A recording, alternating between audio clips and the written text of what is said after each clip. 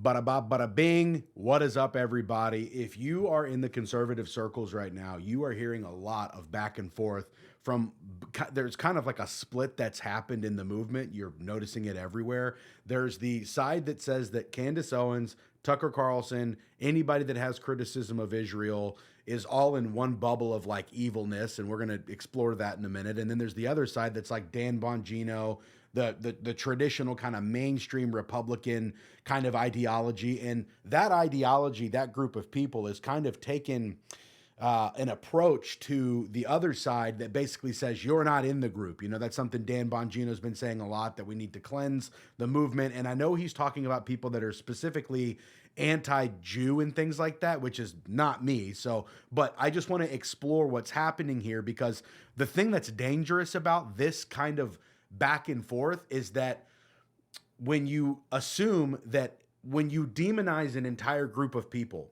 or an entire person at all, everything that they say now comes under the same lane of scrutiny, like, oh, you heard it from the bigot, right? Like they used to do to everybody on the left, or on the left used to do to everybody else. They're a bigot, they're racist, they're homophobic, whatever it is, so don't pay attention to anything they say. And I inherently think that that's a bad idea, that we should eat the meat and spit out the bones of everything that everybody says, because even if you hate Candace Owens, even if you hate Tucker Carlson, even if you hate Dan Bongino, there is some meat to be consumed in these spaces. Because all we're trying to do is get the best information that we can and decide our opinions based on it. But when you say that you're not allowed to get information from entire groups, especially people that are as pivotal and as knowledgeable and as informative as Candace Owens or Tucker Carlson or Dan Bongino can be, you end up in a bad situation where you're kind of cutting out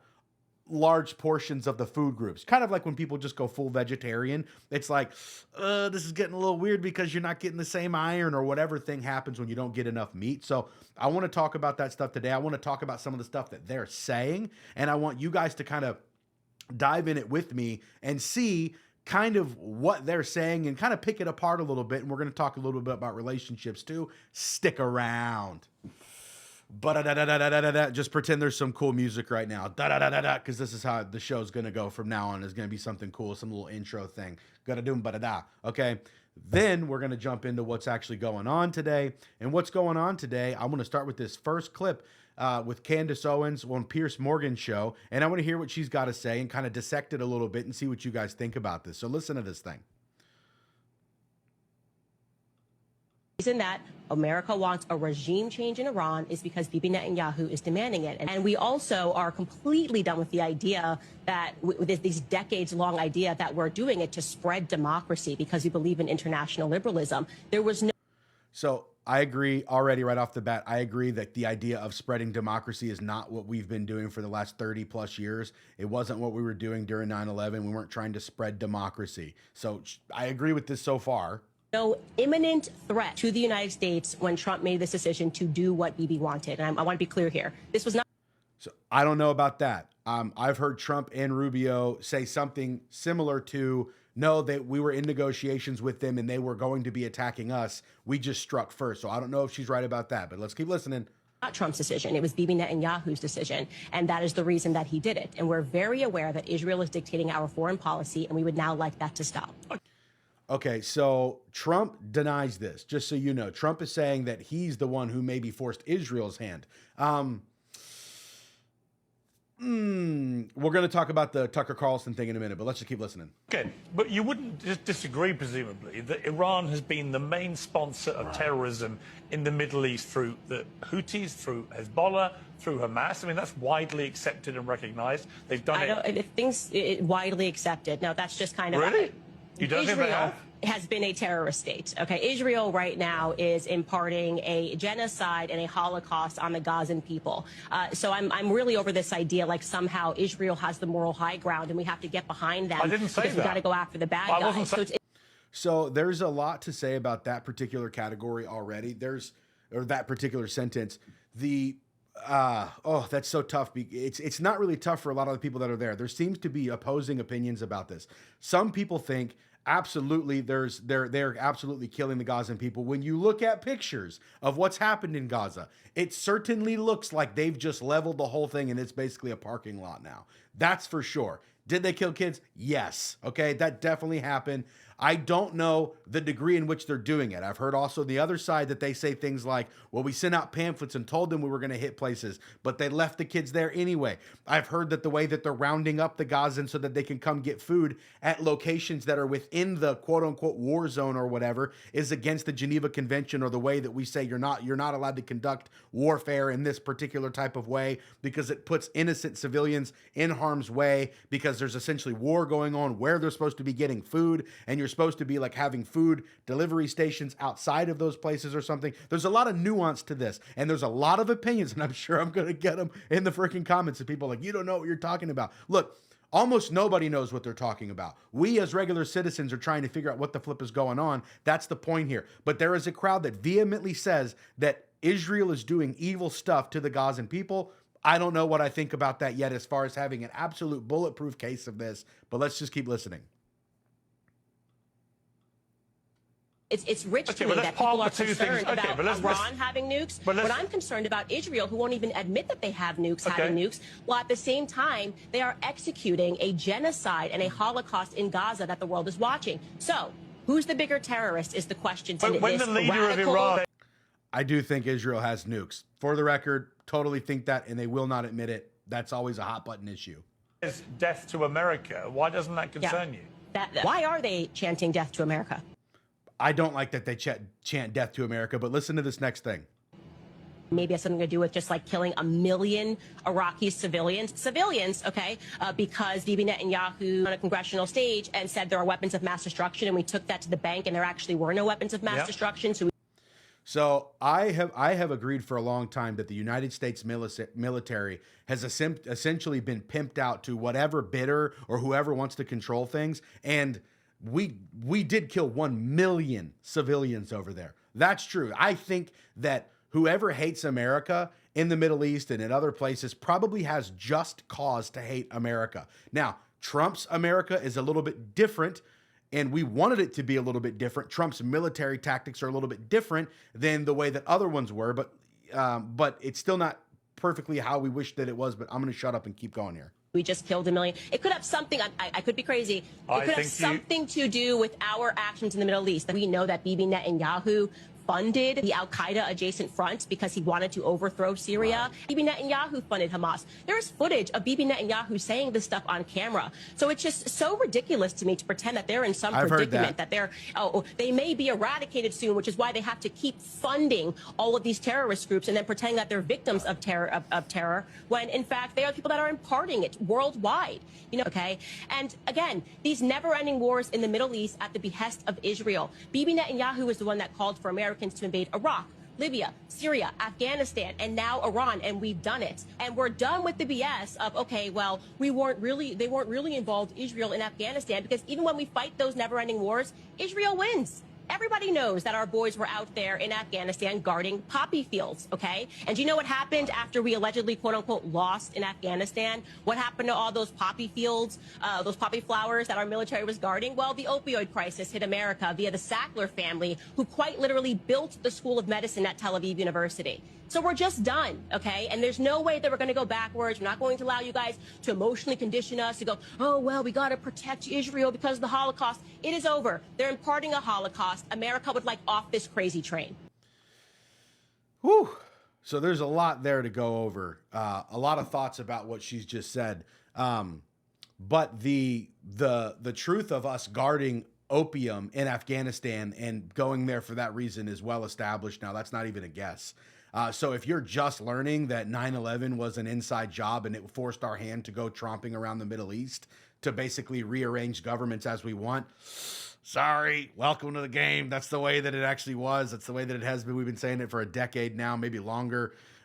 You know, there was no investigations done after 9/11 to the way that me and you would do the investigation if it was up to us and we were trying to actually get to the bottom of things. It wasn't done that way. The investigation into the buildings themselves, the materials that caused the buildings to explode, even the I forgot the name of it. It's like thermite or something like that was used on the pillars, where there's pillars that are seen that are perfectly cut at a 45-degree angle, which doesn't make sense. The buildings falling at free fall speed into themselves, which should have been the path of greatest resistance. If a building falls from the top, it's going to hit something, and that's going to give it a little bit of resistance, and then it probably would at least come over a little. You know what I'm saying? Like if you chopped off my head right now and my head went flying up, 6 inches and then came back down or something onto my body, it wouldn't crumple the rest of my body at free fall speed. It would probably roll off to the side. So the two buildings that got hit by the planes, right, both did that. But more importantly, World Trade Center 7, that was not hit by a plane,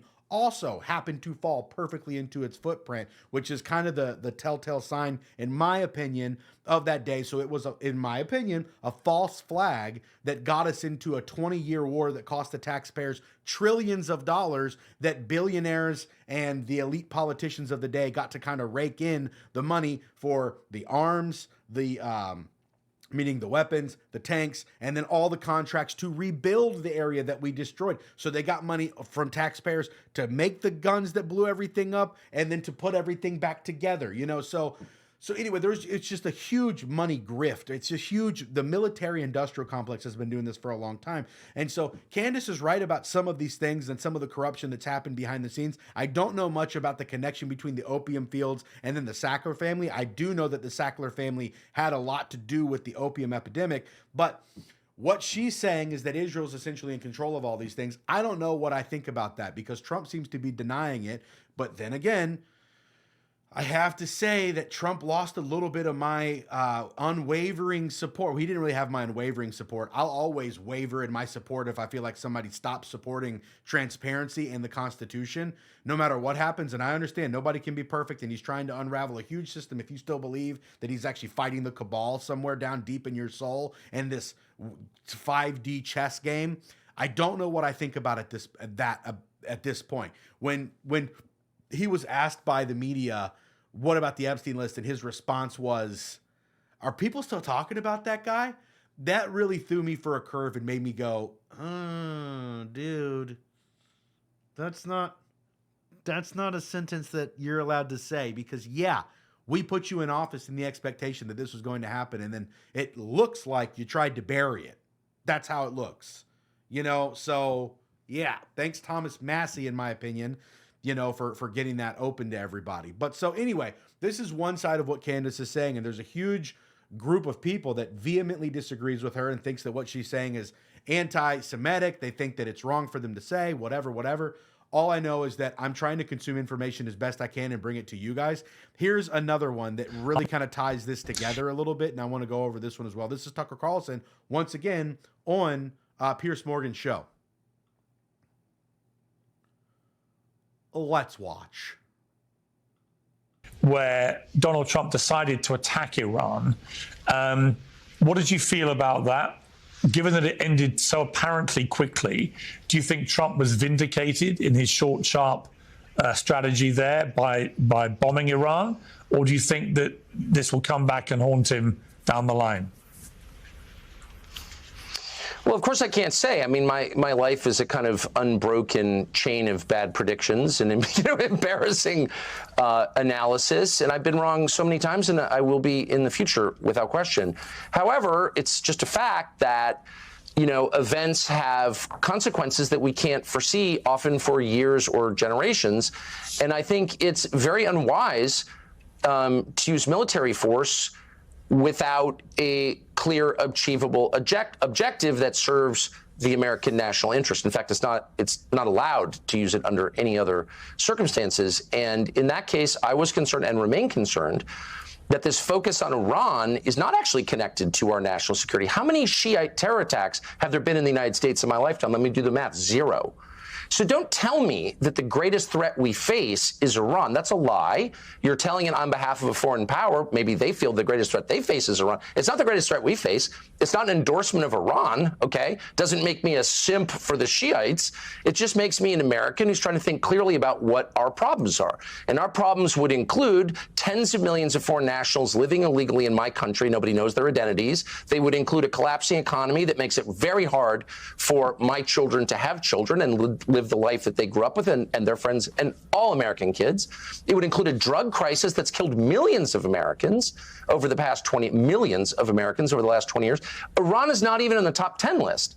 So you can scream at me all you want and call me names and call me a bigot or whatever, but there's no evidence to support that. And so if the energy of the U.S. government is focused on a threat that's not the primary threat to us, it is by definition ignoring threats that are. And that's a kind of negligence. And so I pointed that out. I was, roundly. So I can't disagree with a lot of what he just said. When you talk to the average person, man, you go up and knock on their trailer door and you go, "Hey, what's going on?" Because we're a nation of poor people at this point compared to what it was 35 years ago. You know what I mean? When you go ask them, like, what's the biggest problem facing you right now? Dude, almost all of them are saying, I have got crazy high credit card interest that I don't know what to do with. A lot of them are saying, I can't afford my electric bills, especially in Virginia, dude. Virginia's electric bills have gone up in some cases like double, if not at least 50%.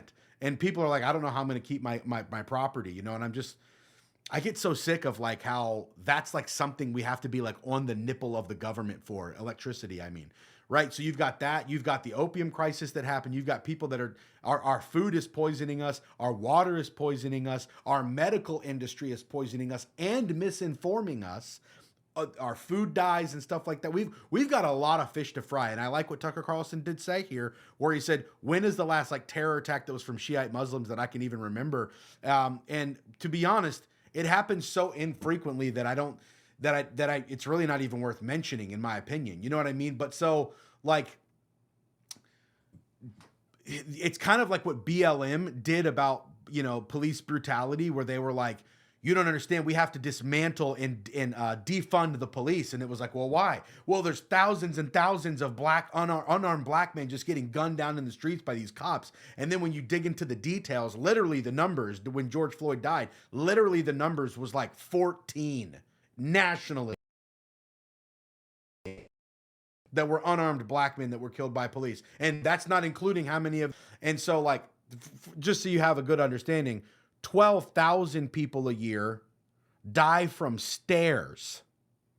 Look it up. 12,000 people a year in the United States die from stairs. And so all I'm saying is like, we were told that it's one thing and we were freaked out about it, and they propagandized everybody so that everybody would be like, wow, we have to defund the police, which moves us towards like this, all of these things, 9/11, BLM, mass migration, all of these things are essentially flooding our things that simply make us depart from, we are a good people, we have the Bill of Rights, we think that's a good thing, and we want to build our country. Want to do what's best in the interest of the guys that are supposedly the ones who put the politicians in power. Their goal is supposed to be to serve us, not the other way around. But we keep getting these situations where it feels more and more like they're pushing us towards slavery in a way, right? Whether that's your taxes, your property taxes, where you have to pay rent every year to the government to own, to exist upon the property that you already paid for. And in my state, in Virginia, the taxes I have to pay for personal property tax, even of a vehicle. Oh my God, I bought a car and I still own the thing. The metal's still outside my house, so somehow I have to pay you an invisible amount of money for the metal that I bought a long time ago simply for possessing it. You know what I mean? Like, And then they bring in these immigrants, these migrants that have no concept of the Bill of Rights, that have no interest in the Bill of Rights, that have no idea that they should be treated a certain way because they don't have a Christian worldview that gives human beings dignity. That's why human beings have dignity. Even the liberals in this country that value humans so much that they're like, we want to take care of the suffering and the poor. That's why you should allow abortion. That's kind of like their arguments. But even the idea that you should take care of like the widow and the poor and the suffering and stuff like that comes from Christian ideology, because it doesn't exist almost anywhere else in any other country. It's a dog-eat-dog world out there. And so that idea, when they come into this country, they don't have it. So they'll accept slave wages. They'll accept terrible hours. They'll accept terrible treatment from the upper echelon of people because that's what they're accustomed to. And they want the people, in my opinion, they want the people who even have a worldview that kind of demands respect for each individual to be done away with. And who wants that? The people who run the planet. Because it's easier to run a planet of slaves than it is a planet of people who feel like they're entitled to a certain kind of treatment, right? That's why when you look at the Great Reset, the World Economic Forum, and the book that Klaus Schwab wrote and all that, a lot of it has to do with limiting your personal freedom. One of the phrases is, you'll have no privacy, you'll own nothing, and you'll be happy, right? They want you completely surveilled all the time so they know what you're doing. Right? When it should be the opposite. We should be surveilling the people that we put into power so that you make sure that we're treated correctly, right? You'll own nothing. Okay, what do you mean I'll own nothing? So that means I have to rent it, right? Right. Who am I renting it from? Someone else that owns it. You're the one who owns it. Oh, okay. So you get to own things, but the plebes, the little peasants, we don't get to own anything. There's never a chance for us, right? So this is a world global initiative. This is a global attempt to enslave humanity in these new different tactical ways. And so people are rightly criticizing or rightly trying to look from the outside at some of these moves that are basically, if this thing doesn't end with Iran in a certain amount of time, well, then this is going to be billions and billions, if not trillions of more dollars going to this. We weren't involved in Ukraine, boots on ground, to the degree that, we will be probably in Iran, right? So it was a little bit different, even though they got 300 billion of our dollars, right? Which, by the way, it was, that's an approximate number, but by the way, that could have solved all homelessness. Not that I think that it should go towards all homelessness, but I'm saying if you're a left and a right and we have to agree on something, I think we could agree on the money shouldn't have gone to Ukraine,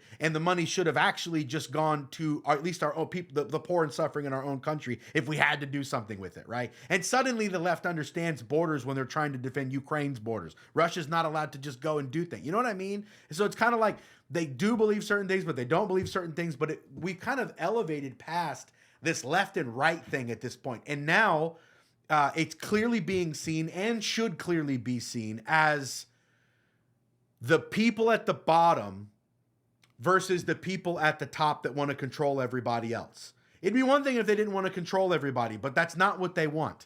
And when you start breaking down a lot of the feminism and Marxism and stuff like that, that fuels the left, right?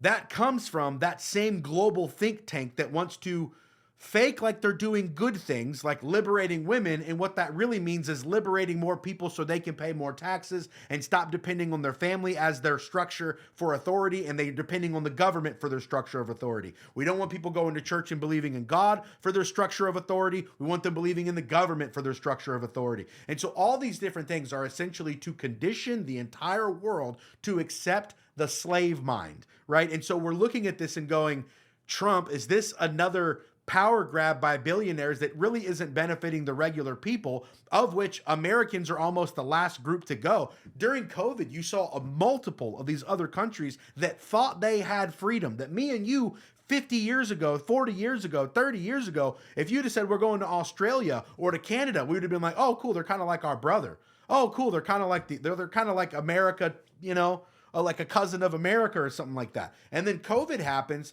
and they lock them down and tell them you can't even travel, and tell them you have to stay in this quarantine camp for X amount of time. And you go, holy smokes, that is against the every person having dignity and having autonomy thing that I thought everybody believed. And so now you go, America is actually one of the only things that's left, the only places that's left that can really stick it to the man and go, I'm not doing that. I'm not going to submit myself this way, which is why we don't want them to have the monopoly on violence, meaning the government. That's why we don't want them to be the only ones that have guns. That's the whole entire concept of the Second Amendment from the Constitution, is so that there is a group of people that if they, if you just woke up in a room of 100 people and there was one gun in the middle of the room, everybody should be trying to get to the gun, because it's if whoever has it is in control. Regardless, and if you think they're going to get in control and they're going to treat you well, you damn sure better be right. Because if you're wrong, it doesn't matter. It's too late. You better hope they're good. So a lot of times what I see from the left and what I see from a lot of people is they just trust so much, and I don't think that trust has been earned. And the same way that I voted for Trump because Republicans and Democrats both hated him, I'm skeptical of the system. And when I see Trump do things that look like it's part of the system, I go, bro, I didn't vote for this. You know what I mean? And so I don't know how I feel about Iran yet. I think Candace made a lot of good points there. I think some of that, you may argue with me and argue in the comments what you think is wrong about what she said or what she didn't say. And then if you think Tucker had some good points or he was wrong, tell me in the comments what you think he got wrong. Now, there's multiple other things too. I know a lot of service members, and I've had this conversation with more than 2 or 3 of them, and they'll say their buddies have PTSD. And when I ask them kind of like what thing do they ruminate on or do they think about that makes them have the PTSD, a big component of it is that they feel like they were sold one thing that they were going to do, and then when they went to do it, it wasn't what they thought, and they were actually accomplishing evil. So now they feel like they were a pawn in a bigger scheme to basically hurt people in the planet that didn't really bring about freedom, or it didn't really bring about democracy or something like that. They were shooting people who were in their own villages and were saying like, hey, whoever, this military industrial complex says, get out of here. You know what I mean? And so there is some of that. Now, is Islam more detrimental to the humans that are underneath of it than other places? And my answer to that is yes. It does seem like, and that's kind of how you have to gauge everything. You have to go, how much suffering happens under certain worldviews and under certain cultures, and how can we create cultures and worldviews that allow for less human suffering? And if you just look at Islam and Sharia law and things like that, you can clearly say there is going to be more suffering that happens primarily to women and to children in that worldview than, let's say, a Christian one. Now, I'm not advocating for a whole planet going to a Christian worldview by force or something like that. I think it needs to be entirely voluntary, and I think they would choose it if they understood all the nuance about it. But some wouldn't, because some people are legitimately, in my opinion, just evil. But the point is, they're attempting to enslave everybody, and we have to hear from voices that we don't like. But Megyn Kelly and Graham, whatever his name is, let me find his name, had kind of an Graham Allen. He was basically saying she needs to apologize because Megyn Kelly was saying these people died for something that didn't seem like it was actually for the United States. And I have friends that tell me they have PTSD because they feel like that's true. So whether or not you think it's true or whatever, we at least have to establish that, like, it's not a good idea that men die for something that is an ambiguous, unidentifiable objective that enriches certain people at the expense of the peasants, if that makes sense. And that's kind of why I think Megyn Kelly had this feeling. And I'll let you guys see this here, and then we'll end it. But yeah, an apology and a retraction of the clip from Megyn Kelly. And I'm going to keep this as professional as I can. My own feeling is no one should have to die for a foreign country. I don't think those 4 service members died for the United States. I think they died for Iran or for Israel. We know each other. I know we've had our differences here. You need to issue today an apology and a retraction of this statement. And let me tell you why. It doesn't matter your thoughts for or against the attacks on Iran. It doesn't matter if you're pro a conflict or anti a conflict. You've never raised your right hand to serve a day in your life. You've never put on the uniform. And those warfighters who paid the ultimate price raised their hand to serve their country, and they died in the service of doing what our country, their country, asked them to do. Okay, so yeah, he's right. Technically, they died at doing what our country asked them to do, and that technically means they died in service, like, to the expectations of leadership in the country. But most people, when they sign up, they have the ideal and the honorable expectation in their head that that leadership is asking them to do things that should in the perfect world be to further the benefit of the country that they're doing it with. And to bury our head in the sand and to go, no, look, they died for the country no matter what. I don't know if I can get on that train, because I have service members that I know that wish that I didn't, that wish that I would say something like this. You know what I mean? Let's keep listening though. And for you to say what you said, that you don't believe that they died for the United States, it is a slap in the face of them. It is a dishonor to their ultimate sacrifice. Also, just because you didn't raise your hand and swear to do something doesn't make your objective lens of perceiving the world to be tainted and no longer considered like we got past that. I don't have to be a black guy to say that, like, black guys seem to be doing a lot of XYZ. Like we got past the whole thing where you have to be, like, in the room to be able to, like, look with binoculars and observe the room and have, like, educated opinions about it. So I don't like that, but we'll keep listening. They made it is a ultimate disrespect to their families, and maybe you didn't mean it that way. And I'm giving you the chance right now, today on your show. Yeah, okay, I hear what you're saying, but at the same time, couldn't you also say that if it ends up having been for the benefit of another country, that it was a slap in the face to them from our government for putting them in that position? You know what I mean? Like, I know they signed up to serve the government, but, like, couldn't you at least say that? Isn't that also fair? You know, and I don't know if she issued an apology or she didn't issue an apology, but the idea of open questioning things has to be established. We need to bring back that Oxford, my idea and your idea go into a cage and they fight and may the best one win. And I'm not allowed to guilt you to stop your idea in its tracks. That's not the way it works. Does that make sense? Like, it's not fair to fight that way ideologically. You need to apologize. You can hate this conflict with Iran, but don't you dare take away the fact that those warfighters gave their life for their country, on which they raised their right hand and swore an oath to this country. It's absolutely disgusting. Yeah, I also just don't like the hyped up lingo that everybody, this same guy, no offense to Graham Allen, I don't know him. I think he follows me. I don't know if I think he does.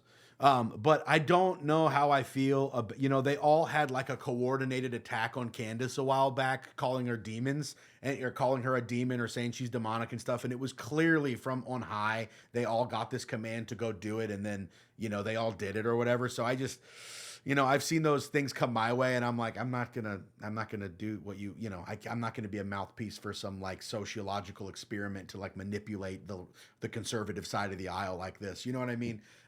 Like that. Anyway, I'm not saying anything bad about Graham or whatever. I'm sure he's made a lot of good points over the last 10 years. And same thing with Dan Bongino. Dan Bongino was someone who was helpful in the movement in the last 10 years. That's why I don't completely discount stuff that he says now. He got in and didn't do much, but from what I'm perceiving, I don't know everything, right? But just for what I'm perceiving, I'm a little disappointed overall. You know what I'm saying? But I don't know. What do you guys think, man? Are we allowed to say that it looks like you died for another country? Are we allowed to say that we shouldn't be, bombing these other countries like this at the pace that we are? I don't know what briefings Trump is getting, but at the same time, you can't just bury your head in the sand and act like it's all good, because that's stupid to just say that the government's batting 1,000 and they don't lie to us that much. And, if Trump says we had to do it, then we definitely must have had to do it. You know what I mean? Like, I voted for Trump 3 times, you know what I mean? But at the same time, I can go, hey, I don't think white hats are in control of the global situation. I don't think that's happening, because literally billions of people were given a poison, not too long ago, and white hats didn't stop that. So I don't think white hats are just in control. You know what I mean? But anyways, there's a lot of fake gurus out there trying to, hijack or start leading the conservative side of the aisle. A lot of them aren't married, don't love God, or don't love Jesus like they should, and have really kind of terrible views of the world, and so I just want to start coming on here and telling you what I think as somebody who actually loves Jesus and does have a family, and I'm trying to do things right, but I'm a little fat, so I got to get some self-control in my eating habits, which I'm working on right now. But other than that, I'm going to try to be what I think is needed in the conservative side right now to help you guys kind of parse through a lot of this stuff and kind of just think critically and figure out what you want to do. So if you like this, click subscribe, hit follow, whatever. If you need help in your business or your social media, I do full-time consulting. That's my real gig. I teach people how to blow up on social media and how to grow their businesses quickly using social media and blah, blah, blah. Would love to help you. Click follow, click like, whatever. And guys, we'll see you next time. Don't stop thinking. We'll talk to you.